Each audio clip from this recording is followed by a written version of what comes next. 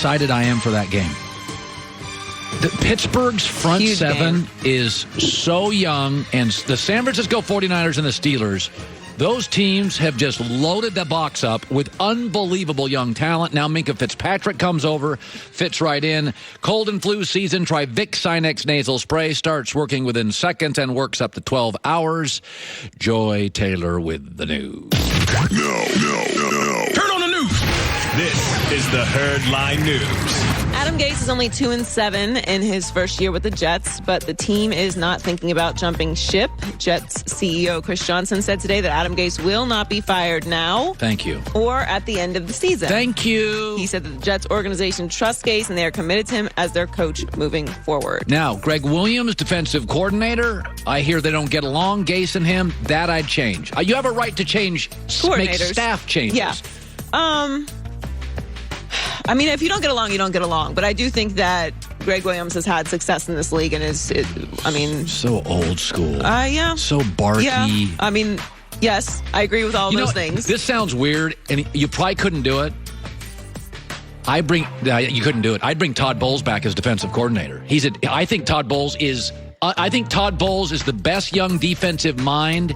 He and Brian Flores in the sport, but you couldn't do it because he used to coach the Jets. Yeah, it's a little too soon. But the Jets are last in the NFL in total yards per game and 15 in the NFL in total yards allowed per game. They haven't had a great season, as we know.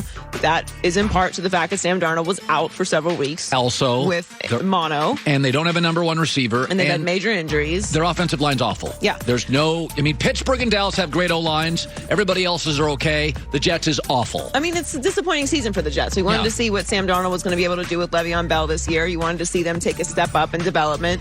Hasn't happened. But I don't believe in firing coaches midseason, and I don't think that they should fire Gase after the season either. Let me throw this out to you, Joy. So, Cleveland is disappointing because if you came out before the season and didn't say Cleveland was a playoff team, you got pushback. When I came out and said I think the Jets have a chance to be 8-8, I got pushback. So if the Jets roll off 4 wins here in the next 6 weeks and end up 6-10, 7-9, with missing Darnold for a month, you would look back and fire Gase if they end up going 7-9, which, by the way, their schedule tells you they can win 4 or 5 of their next games. They're not that much worse than what we thought they'd be in June. Cleveland is much worse. Well, you say it all the time. What creates problems is expectations. Like, if you don't have high expectations, then you can only overachieve. By the way, we all think Brian Flores is great. They've won 2 games. We're very happy with Cliff Kingsbury. They've won 3. Because there are no expectations. So what were the Jets' expectations? I came out and I said, I think they can go 8-8, and people were like, whoa, you're a Darnold homer. 7-9 is what they are. They're bad at corner. They're bad on the offensive line. They don't have a number one receiver. By the way, that's not a good team. Right. So what are you really saying? Like, the only thing I wanted to see from this year is Sam Darnold take a step up in development. And there have been games he's been very good. Get Le'Veon Bell into the system. That's all you can ask for. Like, this is a marathon, not a sprint when it comes to teams like this, and specifically the Jets. So I'm glad they're not moving off of him. The Bears traded up to the number 2 spot in the 2017 draft to take Mitchell Trubisky. As we know, he was the first quarterback taken with Patrick Mahomes and Deshaun Watson still available. And now it's being reported that John Fox, who was the Bears head coach at the time, was not on board with the Trubisky pick and actually wanted Deshaun Watson as his quarterback. I'm with you. I never saw it with Trubisky. Yeah. I didn't get it at the time, and, whatever. We're not scouts or talent evaluators. Right. It's just what we do, and we say what we think was going to happen. Sometimes we're right, sometimes we're very wrong. But I will say in this situation, and this is what it always comes down to for me, really in any sport, not just the NFL, if the head coach and the front office aren't aligned on who the guy is going to be, then you don't have the guy. Not only do you not have the guy, because it's very easy for everyone to be on the same page with the guy, you're not going to be successful because you're going to have to fire that coach because you're not going to get rid of the front office, right, in most cases, because otherwise the coach would have enough power to veto what the front office is saying, like, say, Bill Belichick or Pete Carroll. So if you guys aren't aligned, you're going to pick someone that one part of the organization doesn't agree on. And unless that person then ridiculously overachieves and then everyone can say, oh, well, I played some part in it, it's going to be a disaster. So what's happened with Mitch Trubisky is not surprising when you find out that obviously Fox hasn't confirmed this, but this is the report, which is, not difficult to believe. How's he going to develop if the coach didn't want him? Yeah, it's... Like, that's not a position you can be unsure about. I always try to be fair because there are guys. I thought Lamar Jackson was a second-round pick who was a project, and he's been very good. Josh Allen, who I did say I thought could be the bust of it, has been... I was right on the Baker thing. I was right on the Josh Allen, wrong on Lamar. I think Sam Darnold's unproven yet. Josh Rosen, I'm wrong on. Although it's not easy... It is not easy to pick a quarterback. Nobody thought Mahomes would be this. Right. It's almost like Kobe Bryant. You knew he was good. You didn't think he'd be Kobe Bryant. That's why he didn't go in the top 5, or Steph Curry. But it's easy to spot trouble. It's not always easy to spot great. Trubisky, the trouble was really easy to spot. He didn't have a lot of starts. He couldn't beat out a non-NFL guy his junior year. He was a front leg thrower. It was the Trubisky, there's no excuse.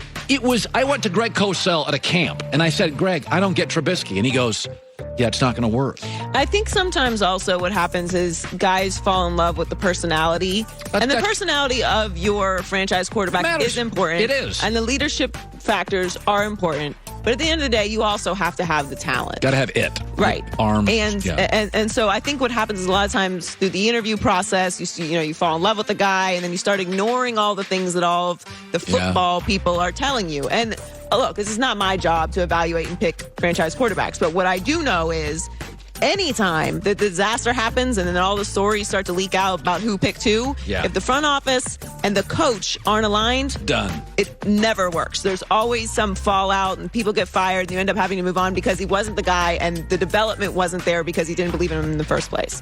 Finally, Ohio State won't be without their star defensive end for much longer. Chase Young will be reinstated next week after a 2-game suspension. Okay. He will miss this weekend's matchup with Rutgers, but will be available for the last 2 games of the season, which are huge against number 9 Penn State and number 15 Michigan. Yeah, no, and they'll play in the playoffs. So I think I just talked to somebody yesterday, and they think he's going to go number 4 in the draft because since he's taken Tua, Dolphins are going to take Burrow, likely. Burrow or Justin Herbert, whoever they, and then who's crappy also up there.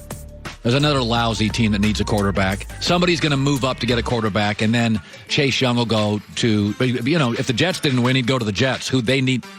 Yeah, he'll be the first non-quarterback. He'll be the first position player. By the way, I will say this. He'll be the first non-quarterback taken. That's great. Check out the left tackle for Georgia. Just that kid is the closest thing to Tyron Smith of the Cowboys I have seen since Tyron Smith came into the league. Watch.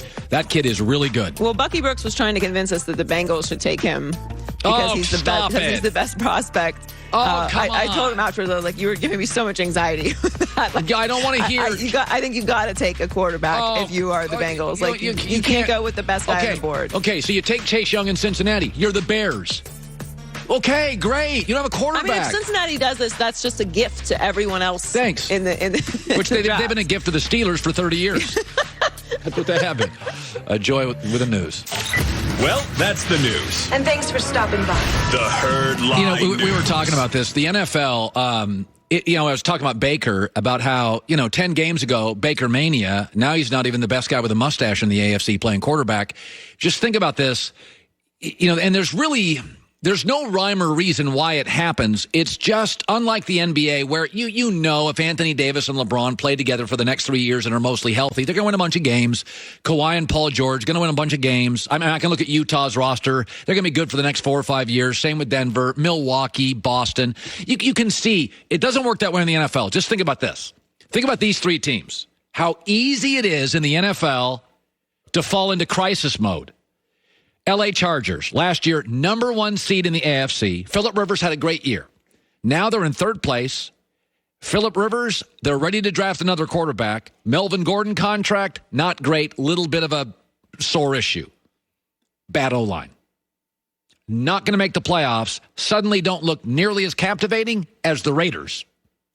Let's go to the Chicago Bears. We don't have a first-round pick in a year of good quarterbacks, and we don't have a quarterback.